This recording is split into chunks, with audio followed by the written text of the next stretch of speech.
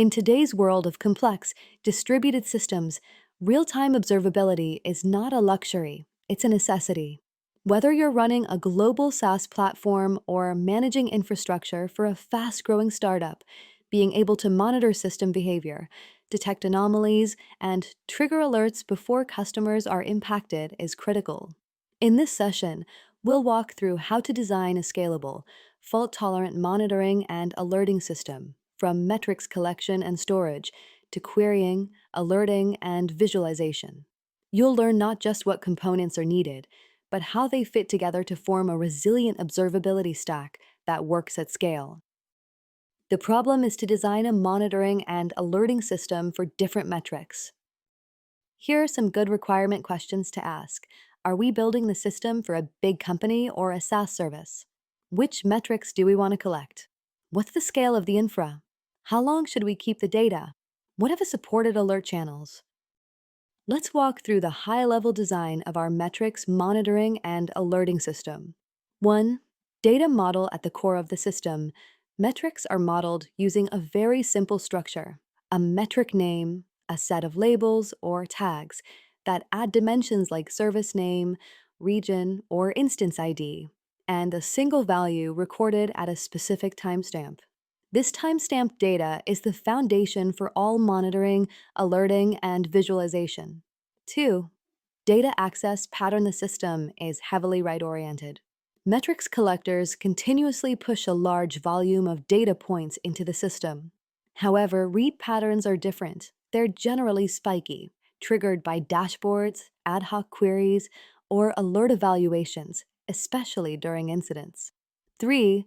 Data storage. Given this workload, we use a time series database like OpenTSDB, which is optimized for this write-heavy pattern. It supports efficient storage and retrieval of time-based data and allows flexible querying with tag-based filtering. 4. Metrics collector. This is the component responsible for gathering data from various sources, application services, infrastructure nodes, or third-party monitoring agents. These collectors write the metrics into the time series database, typically in real time or near real time. 5. Query service. The query service acts as the interface to the data. It supports user and system-level queries, either for visual dashboards or to evaluate alerting conditions. It's designed for fast response times even during spikes in usage. 6. Alerting system. The alerting system continuously runs queries against incoming data to check for anomalies or threshold breaches. When conditions are met, it triggers alerts via email, messaging systems, or incident management tools. 7. Visualization system. Lastly, we have the visualization layer. It offers real-time dashboards and historical trend views, helping operators and engineers monitor system health and diagnose issues quickly. This high-level overview shows how the system components work together to deliver reliable metrics tracking, fast querying, actionable alerts, and real-time visualization. In this slide, we take a closer look at the internals of a large-scale metrics monitoring and alerting system, which is crucial for observing the health and performance of distributed services. 1. Metrics collection. We support both pull and push models of collection. In the pull model, metric collectors periodically scrape metrics from application endpoints, typically exposed over HTTP. This approach allows better control and avoids overloading the collector. In the push model, applications proactively send metrics to the collector. This is suitable for short-lived jobs or mobile agents that cannot be easily scraped. It's acceptable for clients to fire and forget metrics, which simplifies instrumentation and avoids blocking the application. 2. Metrics transmission pipeline. Collected metrics are pushed into a queuing system, such as Kafka, which acts as a buffer and decouples collection from storage.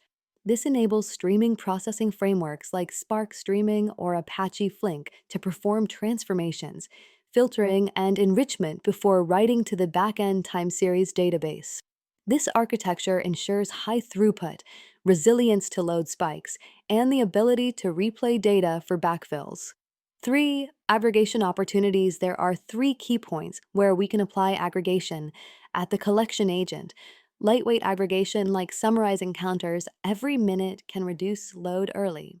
In the ingestion pipeline, we can perform time windowed aggregations to reduce storage volume and improve read performance. On the query side, this provides flexibility and avoids data loss, but it increases latency, a trade off depending on the use case. 4. Query service for querying. We implement a caching layer to speed up frequently accessed queries, especially for dashboards or repetitive alert checks. A custom query language tailored for time series data, like PromptQL, which allows expressing range queries, rate functions, and joins across metrics. 5. Storage layer or time series backend incorporates efficient encoding and compression of metric samples to minimize storage cost. Downsampling strategies to store lower resolution data for older time ranges.